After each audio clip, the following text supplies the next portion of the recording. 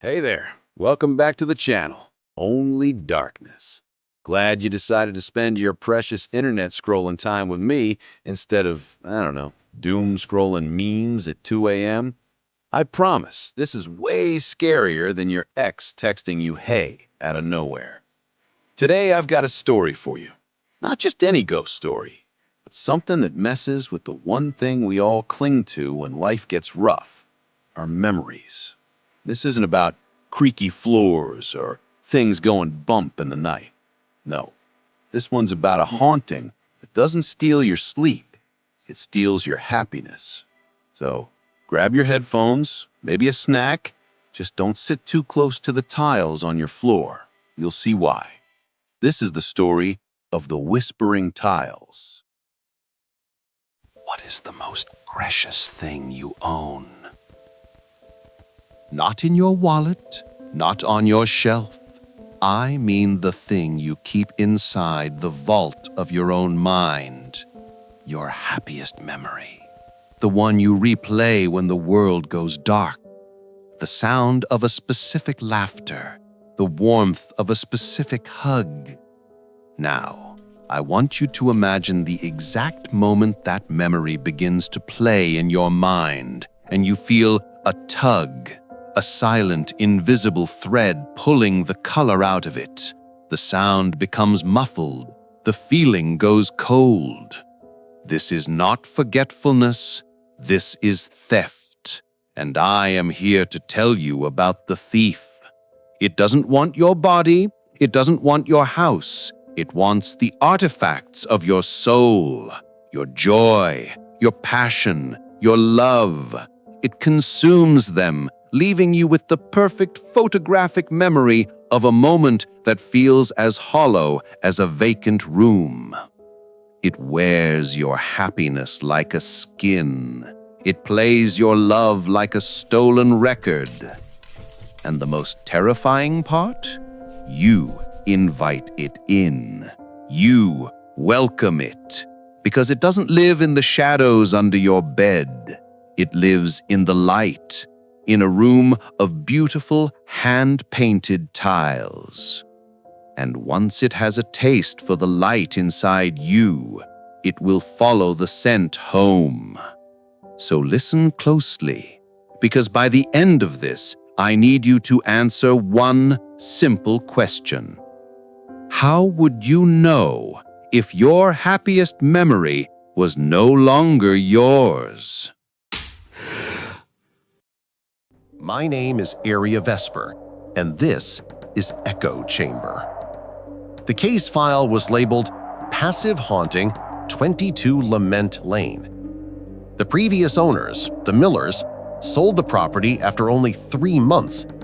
Their official reason was financial strain, but the husband, when pressed, told the real estate agent a different story. He said his daughter, 8 years old, stopped laughing. She would sit in the living room, staring at the fireplace and just weep. Not with sadness, he said. It was worse. It was with nothingness, as if she'd forgotten how to feel anything at all. The house itself was a beautiful late 19th century Victorian. It had a peculiar feature, a solarium, a sunroom added in the 1920s, with a floor and part of one wall made of beautiful, hand-painted Moroccan tiles. They were intricate, blue and gold patterns swirling into geometric shapes. They were stunning. They were also the source of the whispers. The new tenants, Sarah and Ben Carter, moved in with their baby daughter, Lily. They were thrilled. It was their dream home. The problems started small. Sarah, a musician, would be composing a melody, a tune born from a happy memory of her wedding day, and she'd step into the solarium for light, and the melody would simply vanish from her mind. Poof, gone. She'd be left with the frustrating sense that something beautiful had just been there, but the memory of the tune itself was absent. Ben, a writer, experienced it too. He'd be writing a scene filled with passion, drawn from the memory of his daughter's birth, and after working in the solarium, the emotional core of the scene felt flat, hollow. The words were there, but the heart was gone. They blamed stress. New parents, new house. It made sense. Until the recordings. Sarah, being a sound engineer, decided to set up audio recorders overnight, thinking maybe it was pipes or wind causing the faint whispering sounds they'd started to hear at dusk. What she captured was not the wind. That humming, it was a lullaby Sarah's grandmother used to sing to her, a lullaby she had just been singing to Lily that afternoon. It was as if the house was echoing it back, but it was wrong. The tone was off. It was possessive, sad. This is where I entered the story. The Carters were desperate.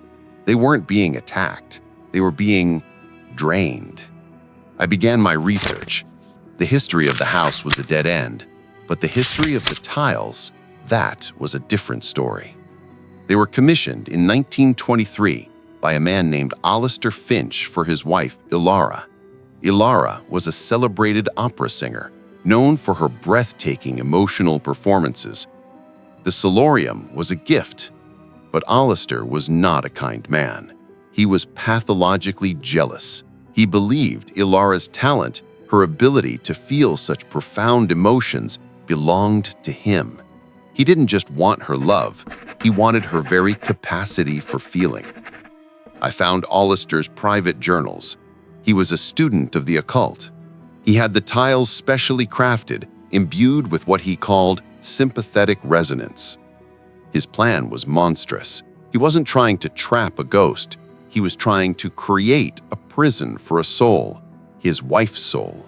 He believed he could capture her essence, her emotional vitality at the moment of her death, and bind it to the tiles.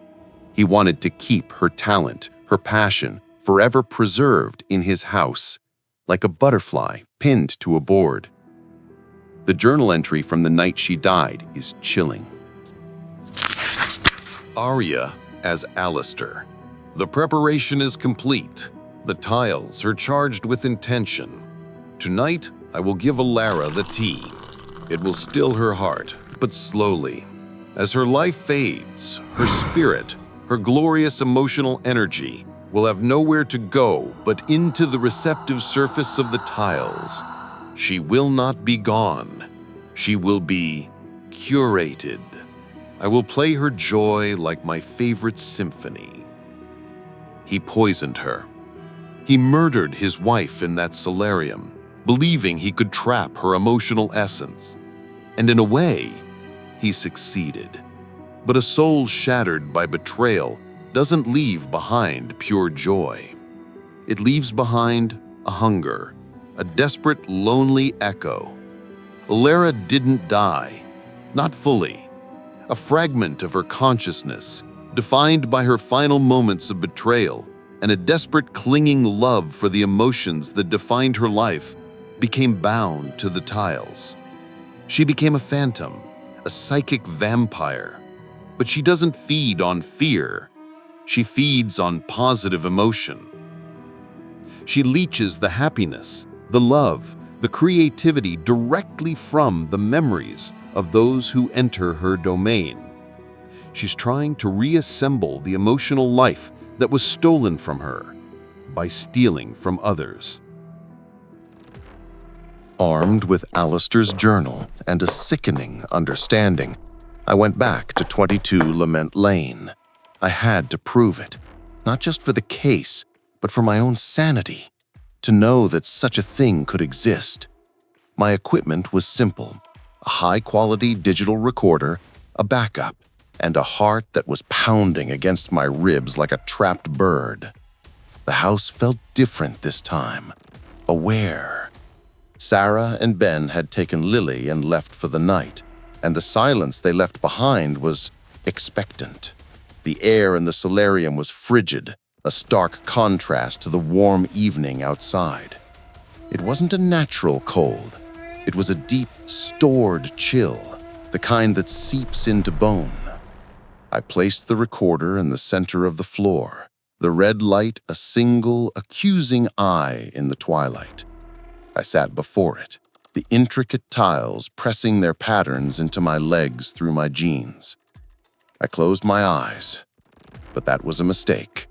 In the darkness, my other senses heightened. I could smell old, dry clay and the faint, ghostly scent of wilted jasmine, Elara's favorite perfume, according to the journal.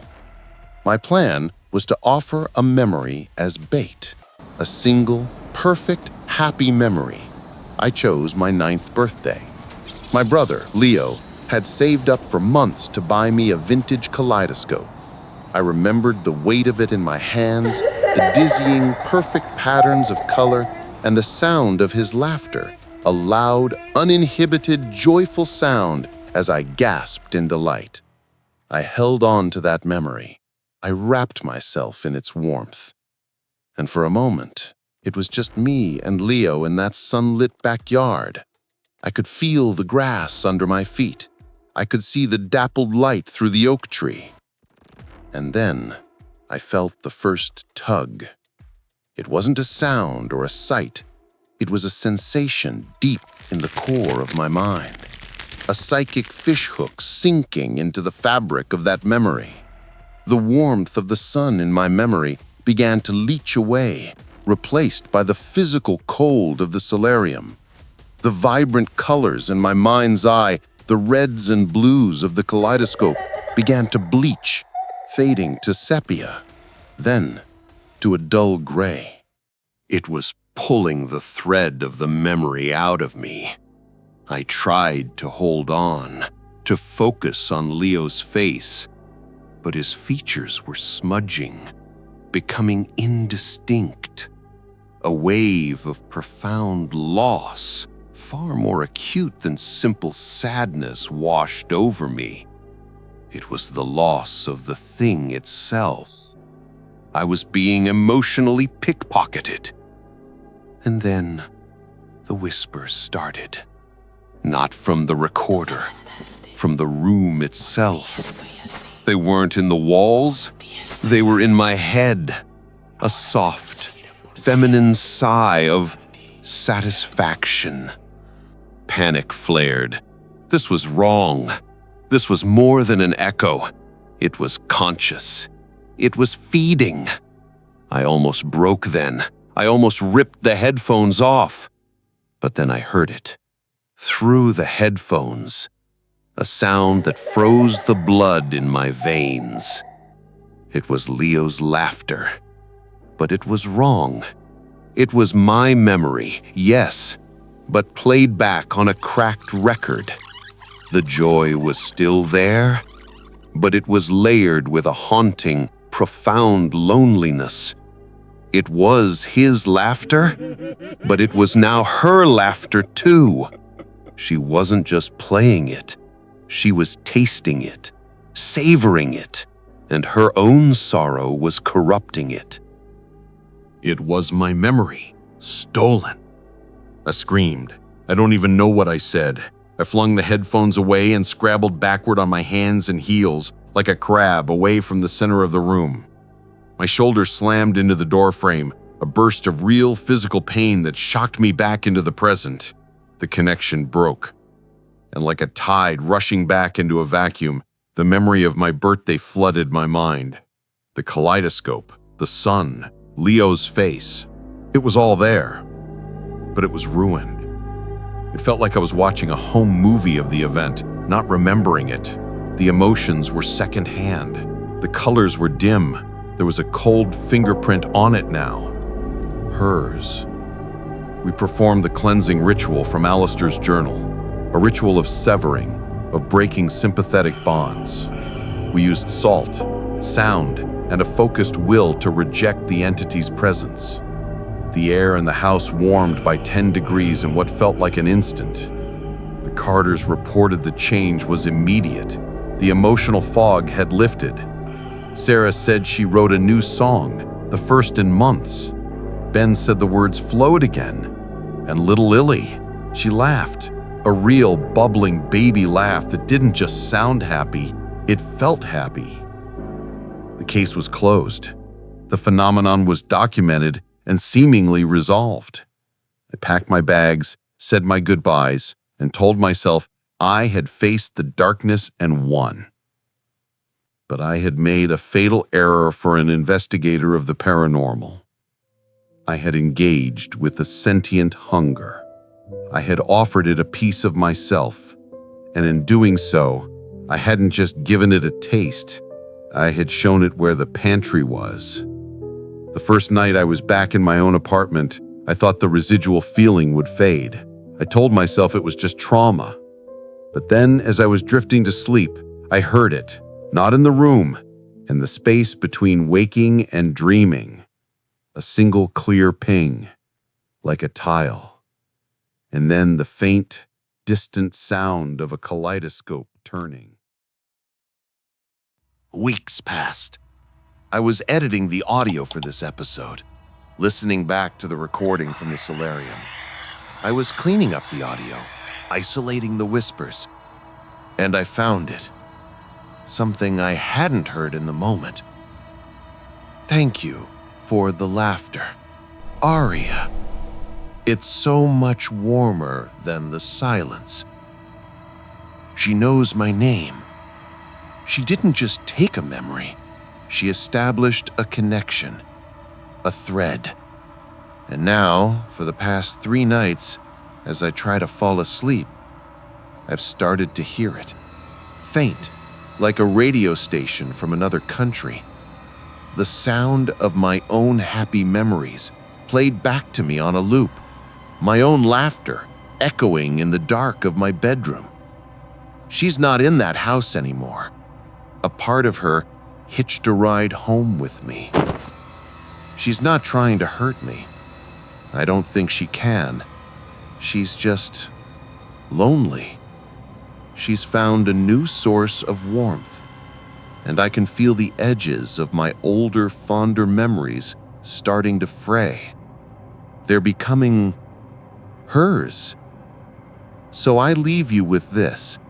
We think of hauntings as being place-specific, a house, an object. We never consider that an echo can follow you home, that a ghost can become a parasite, not in your walls, but in your mind. I gave you a question at the start. What would you do to get your happiest memory back? Now I have a new one for you. How would you know if it was already gone? If the smile you remember on a loved one's face is truly your memory, or just a ghost wearing it for comfort? Listen, tonight when your house is quiet, what do you hear? Is it just the settling of the foundation? Or is it the sound of something admiring your life from a distance? And that wraps up tonight's story. Creepy tiles, stolen memories. Yeah, I'll be checking my bathroom floor twice before bed. If you enjoyed hanging out in the dark with me, go ahead and subscribe. It helps me keep the lights flickering around here. Hit the like button too, or the algorithm ghost might come after both of us. Got a scary thought or story of your own? Drop it in the comments. I love reading them at 3 a.m. when I should definitely be sleeping. Thanks for listening. Stay curious, stay safe, and maybe don't trust that little noise you hear when the house goes quiet. Good night.